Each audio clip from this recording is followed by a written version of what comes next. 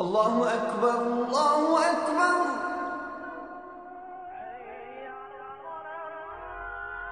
الله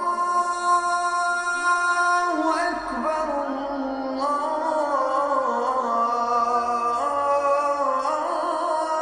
الله أكبر.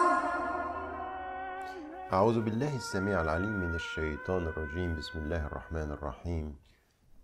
We are reaching the third day of Ramadan. And yesterday and the day before yesterday, we have been talking about this very special relationship through history that the last messenger, the Prophet ﷺ, had, of course, with Ibrahim alayhi salam, Abraham.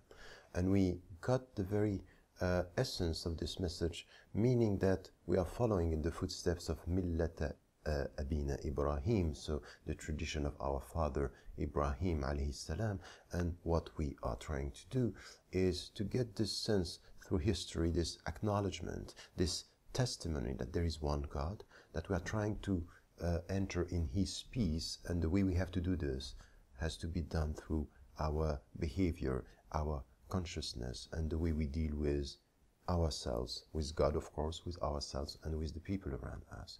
Now there is something else that is very important when we come to the Prophet, the Messenger, ﷺ himself. He was born and raised in the desert, and we know through what Amina and then Halima, who was looking after him, that he was first fatherless and then he was an orphan.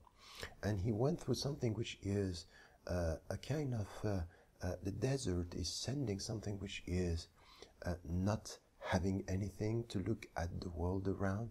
So what we got with Ibrahim alayhi salam, and this very deep relationship with time, this is where, when it comes to the desert, there is a really specific and special relationship with space, with the desert, where you experience the fact that you don't have, that there is a space where richness is not in what you have, it can only be in who you are.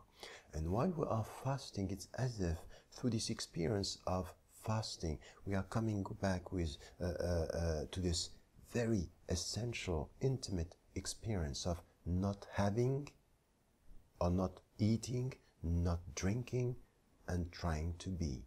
So this is the experience where we need to understand that this is where the messenger, peace be upon him, was raised, the way he was understanding and had to understand this. And this is why when it comes to Surah Al-Duha, we understand the very essence of the verses. ألم يجدك يتيما فآوى ووجدك ضالا فهدى ووجدك عائلا فأغنى فأما اليتيم فلا تقهر وأما السائل فلا تنهر وأما بنعمة ربك فحدث. So this is where what we have here, did he find you an orphan and he gave you a shelter? So this is, he found you an orphan and then you were wandering and he gave you a refuge and then he protected you. And this is why you were wandering, you were poor, and he gave you all this. Through this experience, what you have to do now is, you should not repel the orphan,